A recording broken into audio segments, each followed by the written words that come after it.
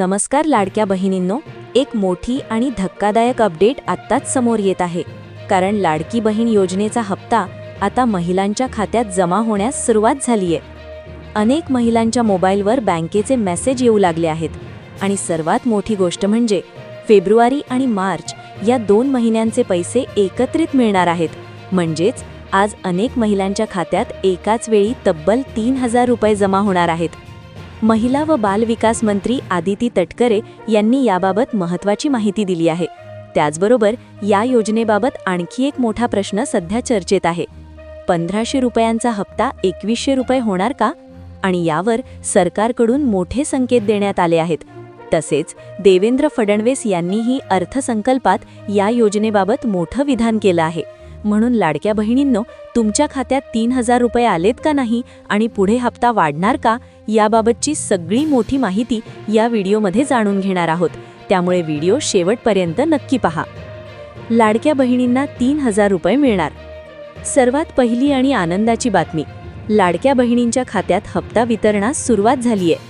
महिला बाल विकास मंत्री आदिती तटकरे यांनी स्पष्ट केलंय की फेब्रुवारी आणि मार्च या 2 महिन्यांचा एकत्रित हप्ता म्हणजेच 3000 रुपये आजच महिलांच्या खात्यात जमा होणार आहेत. महत्त्वाचा मुद्दा, निवडणूक झाली की योजना बंद पडेल अशी टीका विरोधक करत होते.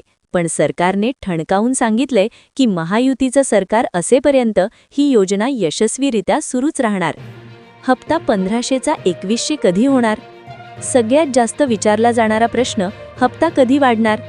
आदिती तटकरे म्हणाल्या की सध्या 1500 रुपयांमुळे अनेक महिलांना घरखर्चात मदत होत आहे. काहींनी छोटे उद्योग सुरू केले आहेत. हप्ता वाढवण्याबाबत त्या म्हणाल्या, योग्य वेळी लाडक्या बहिणींचा हा लाभ नक्कीच वाढेल आणि तो महायुती सरकारच्या माध्यमातूनच वाढेल.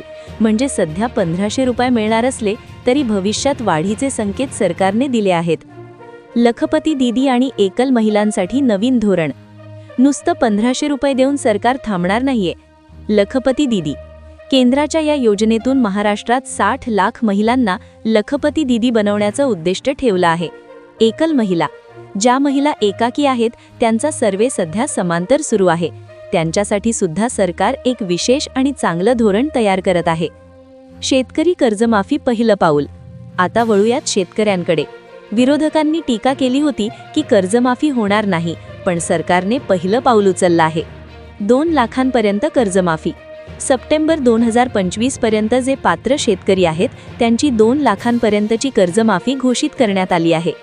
प्रोत्साहनार्थ 50,000 रुपये.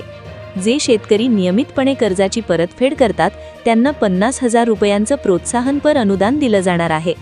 महिला शेतकरी. महिला शेतकऱ्यांसाठी कृषी विभागामार्फत विशेष घोषणा या अर्थसंकल्पात करण्यात आल्या आहेत. राज्याची आर्थिक स्थिती काय? अनेकांना प्रश्न पडलाय की सरकारकडे इतका पैसा आहे का?